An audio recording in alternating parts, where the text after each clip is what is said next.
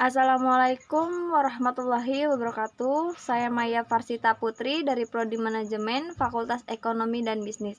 Saya mahasiswi di Universitas Pancasakti. Yang saya hormati Bapak Aden Sudarman, SAG, MPDI, selaku dosen pengampu Pendidikan Agama Islam. Saya akan mempresentasikan tugas ujian tengah semester 1 dengan bermateri mandi wajib dalam ajaran agama Islam. Mari kita simak videonya bersama-sama. Di sini ada syarat dan fardu mandi wajib. Syarat mandi wajib: pertama, Islam. Kedua, tamyiz, kalau dibilang berakal sehat. Dan 3, mengetahui pekerjaan yang fardu dalam mandi. 4, air yang digunakan harus dengan air yang suci dan menyucikan, air mutlak. Kelima, tidak ada sesuatu pada lahirnya yang menghalangi sampainya air ke seluruh kulit tubuh. 6, tetap niatnya hingga akhir sempurnanya mandi. 7, tidak ada sesuatu akibat yang dapat mengubah sifat air sampai ke kulit tubuh. 8, mengalir airnya sampai ke seluruh tubuh. Dan di sini ada fardu mandi wajib. Ke-1, niat. 2, menghilangkan najis apabila di badannya terdapat najis. 3, mengalirkan ke seluruh bagian rambut dan kulit. Bertemunya atau bersentuhannya alat kelamin laki-laki dan wanita walaupun tidak keluar mani.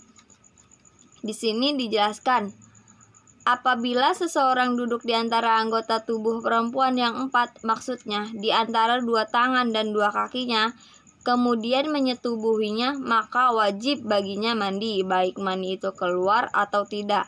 Hadis riwayat Muslim dan Ahmad. Dan 3, haid dan nifas. Mereka bertanya kepadamu tentang haid. Katakanlah, haid itu adalah suatu kotoran. Oleh sebab itu, hendaklah kamu menjauhkan diri dari wanita di waktu haid.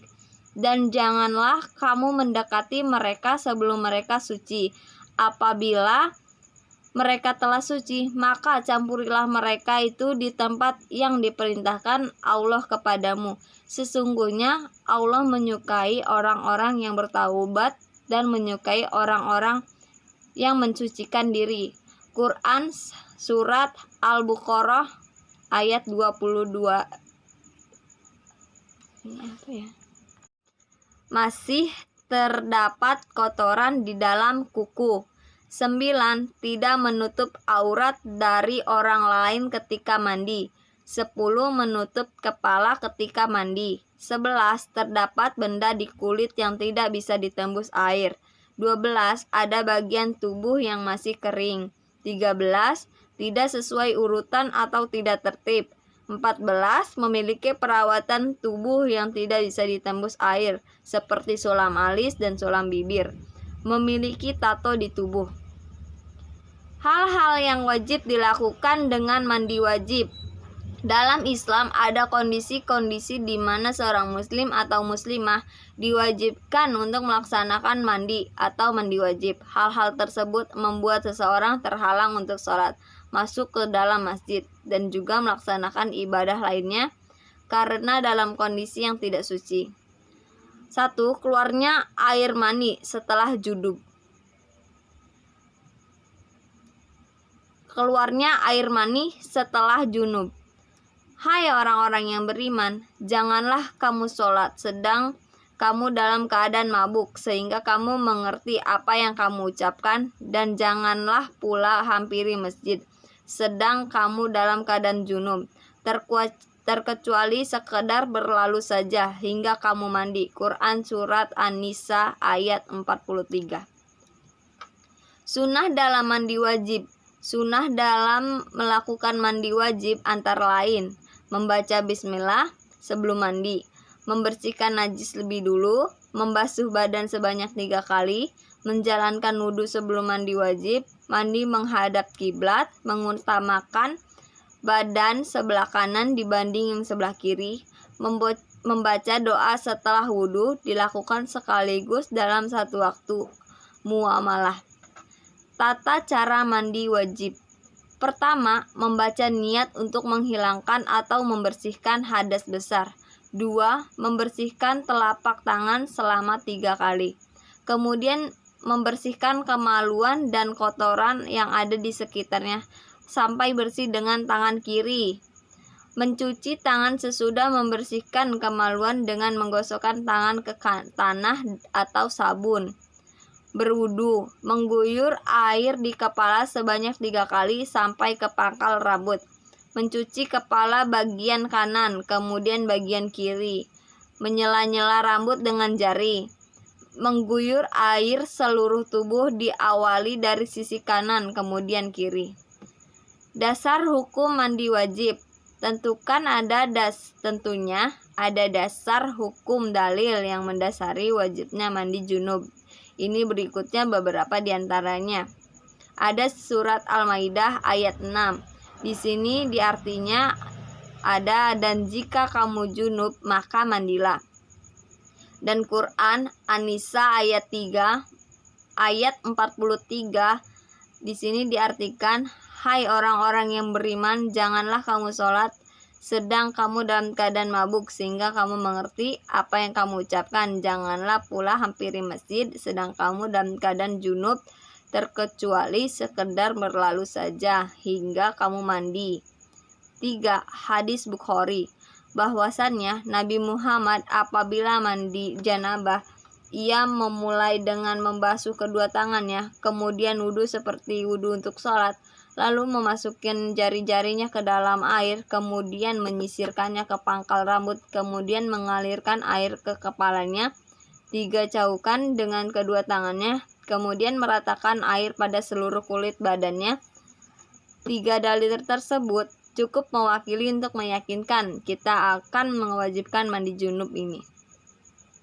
Pengertian mandi wajib. Mandi menurut arti bahasa adalah mengalirkan air secara mutlak terhadap sesuatu. Menurut arti syarah adalah sampainya air yang suci ke seluruh badan dengan cara tertentu. Sedangkan menurut ulama bermadzhab Syafi'i mendefinisikan mandi yaitu mengalirkan air ke seluruh badan disertai dengan niat. Adapun ulama bermadzhab Maliki juga membuat suatu pengertian yaitu sampainya air ke seluruh badan disertai dengan proses menggosok dengan niat diperbolehkannya untuk melakukan sholat. Adapun tujuan dari mandi itu sendiri yaitu selain kita melaksanakan suatu ibadah yang berupa bersuci dari hadis besar, tapi juga membersihkan tubuh kita dari segala kotoran, dan itu sangat dianjurkan oleh Nabi seperti dalam hadisnya, kesucian adalah sebagian dari iman. Cukup sekian presentasi dari saya.